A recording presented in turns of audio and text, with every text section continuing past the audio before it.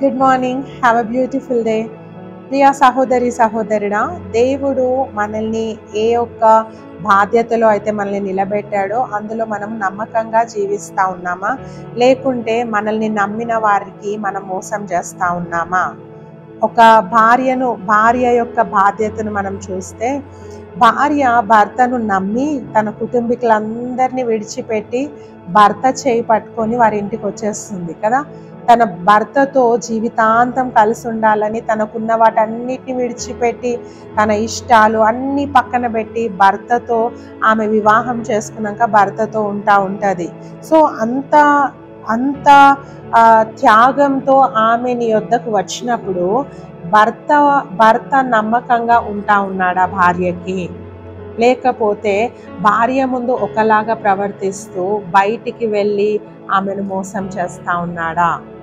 భర్త కూడా చాలా కష్టపడి భార్య పిల్లలు చక్కగా ఉండాలని భర్త కష్టపడి చెమటోర్చి బయట పని చేస్తూ ఉంటాడు, డబ్బులు సంపాదిస్తూ ఉంటాడు, తన కుటుంబాన్ని పోషించాలని ఎంతో కష్టపడి ఆ వ్యక్తి దినమంతా పని చేసి ఇంటికి వస్తూ ఉంటే భార్య భర్తకి నమ్మకంగా ఉందా ఇంట్లో? లేకపోతే భర్తకు తెలియకుండా ఏవైనా సీక్రెట్స్ మెయింటైన్ చేస్తూ భర్తను మోసం చేస్తూ ఉందా? కొన్నిసార్లు పిల్లలు పేరెంట్స్కి చెప్తా ఉంటారు, మమ్మీ ట్యూషన్కి వెళ్తా ఉన్నాను, కాలేజ్కి వెళ్తా ఉన్నానని చెప్తారు, బయటికి వెళ్ళి ఇంకా ఎక్కడెక్కడికో వెళ్ళిపోతూ ఉంటారు. తల్లిదండ్రులను మోసం చేస్తూ ఉంటారు చాలామంది. ప్రియా సహోదరి సహోదరుడా, నీ ప్రతి బాధ్యత ఏదైతే నువ్వు ఈరోజు నిర్వహిస్తూ ఉన్నావో, ఒక డాటర్గా, ఒక సన్గా, ఒక వైఫ్గా, ఒక హస్బెండ్గా, ఒక గ్రాండ్ ఫాదర్గా, గ్రాండ్ మదర్గా ఏదైనా కావచ్చు, నీ బాధ్యతకు ఒకరోజు నువ్వు దేవునికి లెక్క అప్పగించాలి. నువ్వు ఎక్కడెక్కడ తిరిగావు, ఏమేం చేసావు, ఈ భూమి మీద నీ నడవడికలు ఎక్కడెక్కడ ఉన్నాయి అన్ని దేవుడు ఒకరోజు ప్రశ్నిస్తాడు. ఒకరోజు ఆయనకు మనం లెక్క అప్పగించాలి, అకౌంట్స్ చూపించాలి.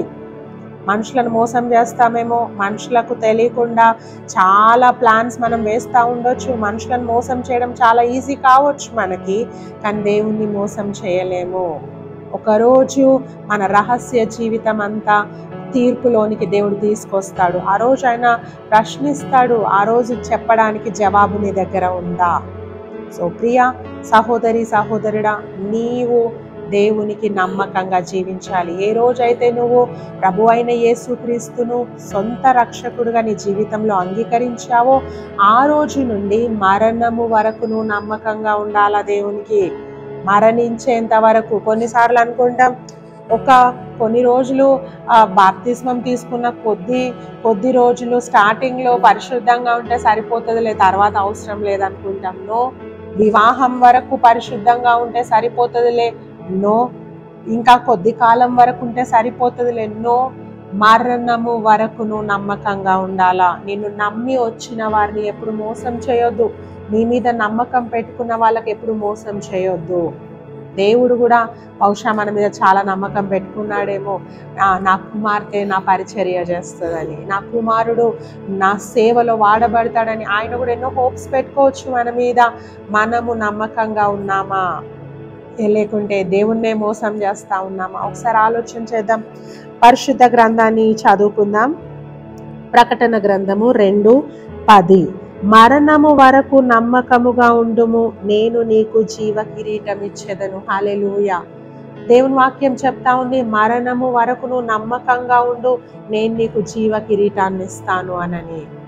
సో మరణించేంత వరకు కూడా నమ్మకంగా ఈ లోకంలో జీవిద్దాము. మనం నమ్మిన వారికి మనము మోసం చేయకుండా వారి నమ్మకాన్ని మనం నిలబెడదాం. దేవునికి మహిమకరంగా ఈ లోకంలో జీవిద్దాము. ఒకానొక రోజు మన తల మీద జీవ కిరీటాన్ని మనం మోస్తాము. ఒకవేళ మోసాలు చేస్తూ ఉంటే, అన్యాయాలు చేస్తూ ఉంటే మనము జీవ కిరీటాన్ని కోల్పోతాము. దేవుడి వాక్యం దీవించును గాక. God bless you.